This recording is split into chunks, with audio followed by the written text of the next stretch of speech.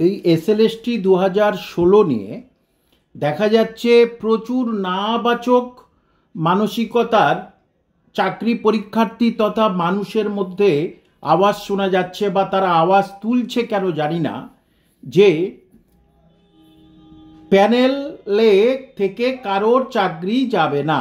অর্থাৎ অযোগ্যরা যেমন বহাল তবিয়তে ছিল, ঠিক বহাল তবিয়তে তাদের চাকরি থাকবে। তারা আবার উদ্ধৃত করে বলছেন যে তখন মাননীয় মুখ্যমন্ত্রী সুপ্রিম কোর্টের রায়ের পরে বলেছিলেন যে দেখলে তো চাকরি কারোর গেল না, কারোর চাকরি আমি যেতে দেবো না। তারাই এটা উদ্ধৃত করে বলছে এবং একেবারেই তারা বলছে যে সবার চাকরি থাকবে, অর্থাৎ যারা পিছন থেকে সেই অযোগ্য ব্যক্তিদেরও চাকরি থাকবে। যে 1212 জনের নাম নথিভুক্ত করে এপিডেভিট আকারে প্রমাণ সহ জমা দিয়েছে সুপ্রিম কোর্টে স্কুল সার্ভিস কমিশন। তাহলেই আমি তর্কের খাতিরে ধরে নিলাম, কারণ বিচার ব্যবস্থার প্রতি বিশ্বাস আছে, আশ্বাস আছে।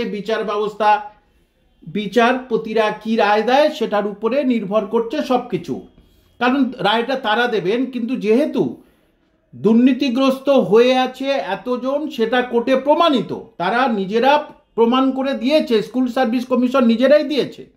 এইবারে ধরলাম তর্কের খাতিরে ঠিক আছে, অযোগ্যদের চাকরি রয়ে গেল, তাহলে দেখবেন তার পরের দিন থেকে বা সেই মাস থেকে পাড়ায় পাড়ায়, চায়ের দোকানে তথা মোড়ের মাথায় দেখবেন এই যে বিজ্ঞাপন দেখেছেন, ওটাই যে টাকা দিন চাকরি নিন। তখন যে অযোগ্যরা মানে ঘুর পথে, চোরাই পথে, মানে চুপি চুপি টাকা দিয়েছে এবং টাকা তারা নিয়েছে, এবারে কিন্তু তো আর তারা পরিষ্কার করে দেখবেন বিজ্ঞাপন দেবে যে যারা ওই রকম ব্রোকারি করতো যে টাকা দিন চাকরি নিন। কারণ কি, যে আপনি একটা চাকরির পরীক্ষা দিলেন না, অনেকে দিয়েছেন কিন্তু সবাই জানে আপনি দিলেন না, আপনি চাকরি পেয়ে গেলেন ওই অর্থের বিনিময়ে। তখন অনেকে আপনার বিরুদ্ধে হাইকোর্টে আসবে, কিন্তু তখনই তারা যে এইভাবেই চাকরিটা পেল, আবার সে কি করবে, এই সুপ্রিম কোর্টের রায়টা দেখাবে, হুজুর দেখুন এখানে 1212 জনের স্কুল সার্ভিস কমিশন যারা চাকরি দিয়েছে তারা বলেছে এদের চাকরি, এরা অযোগ্য, তবুও তাদের চাকরি রয়ে গেল সুপ্রিম কোর্টের অর্ডার অনুযায়ী। তাহলে হাইকোর্ট বড় না সুপ্রিম কোর্ট বড়? তাহলে সুপ্রিম কোর্টের অর্ডার মান্যতা দিতে হবে।